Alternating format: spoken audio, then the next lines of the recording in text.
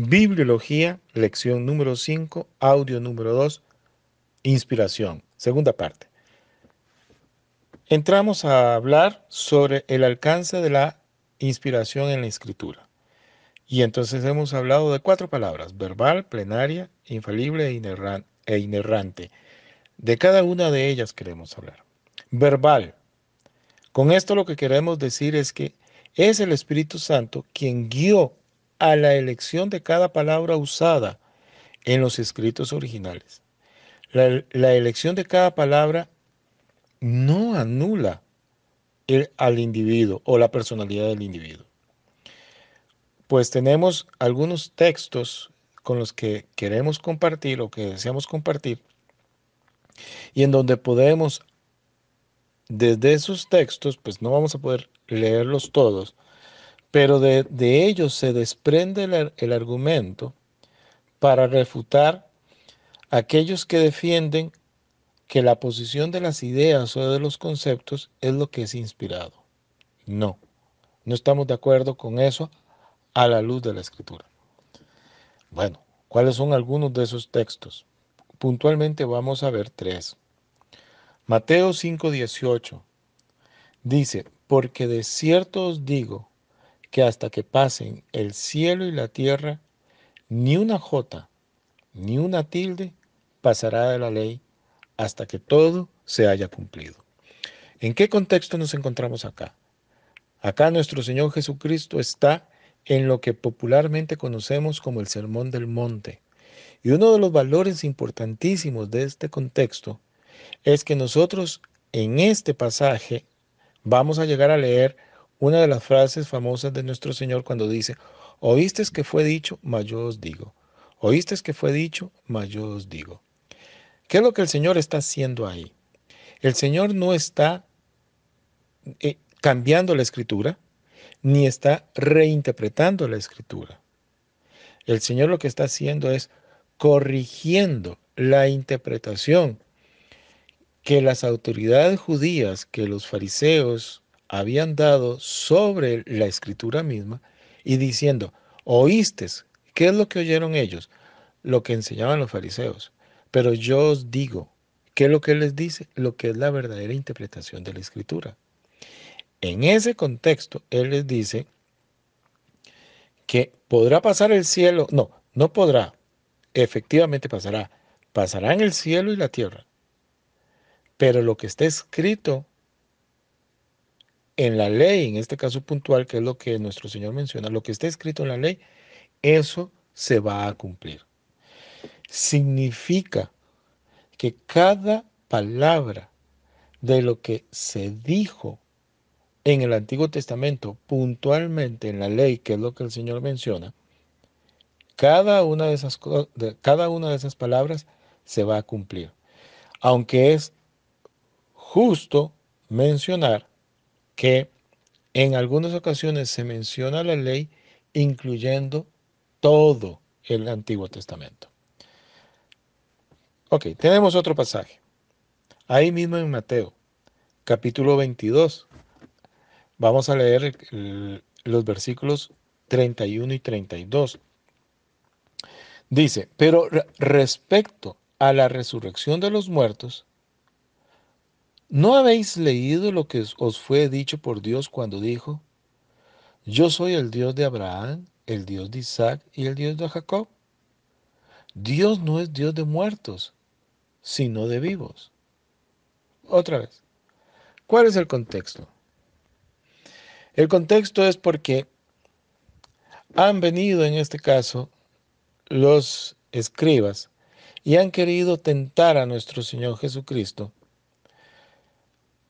presentándole aquel caso en donde pues un hombre tiene una mujer tiene una esposa, muere sin haber dado sin haber tenido hijos de la mujer, y por ley, o sea, por indicaciones de la misma ley, o sea, de la ley del Pentateuco, el hermano debía de casarse con la viuda de su hermano muerto para darle prole, ¿no? Y esto es algo muy importante para ellos, para que el nombre de ellos y su descendencia, y principalmente la posesión de la tierra, no se perdiera. Bueno, creo que todos, o por lo menos la gran mayoría, nos ubicamos rápidamente.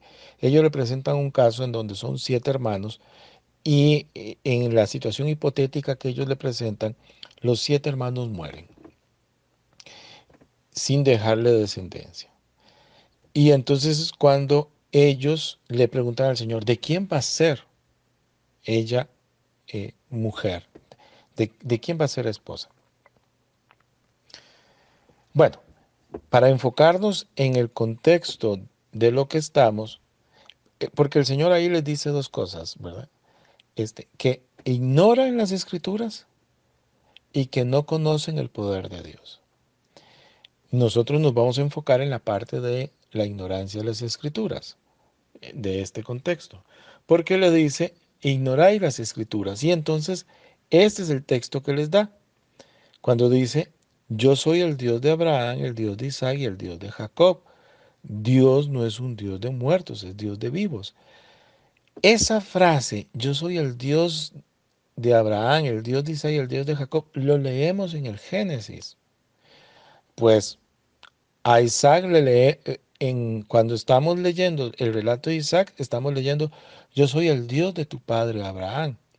Cuando estamos leyendo de Jacob, leemos, yo soy el Dios de tu padre Abraham y de tu padre Isaac.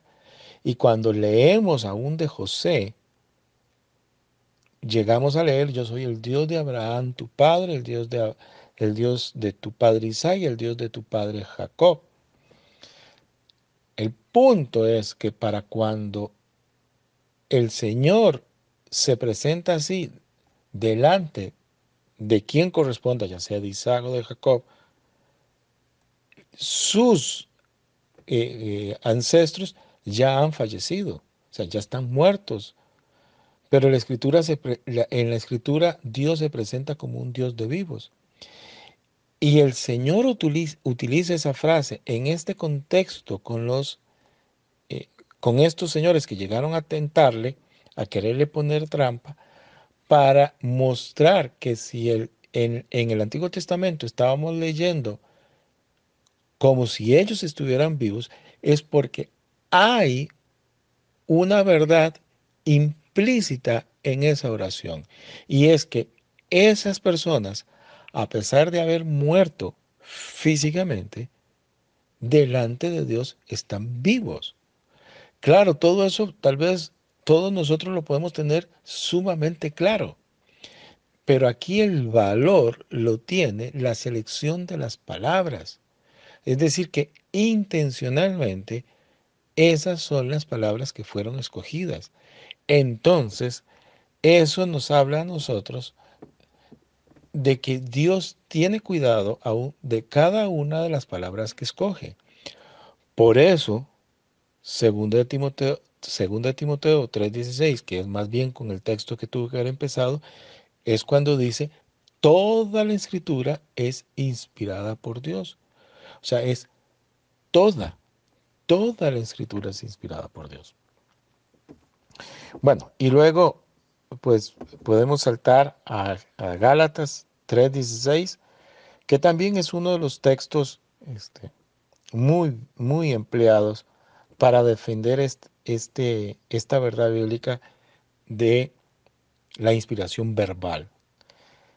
Y aquí es cuando, en el contexto de Gálatas 3:16, Pablo está haciendo una defensa de que la salvación es por gracia, que no está basado en la ley. Debemos de recordar que el contexto de la carta a los Gálatas es porque habían entrado en la zona de Galacia una serie de personas que, que estaban enseñándole a esa iglesia naciente que debían de guardar todas las normas, tradiciones y rituales del judaísmo, de donde tenemos la famosa frase de Pablo que dice, corríais bien, ¿quién os estorbó? Habéis caído de la gracia.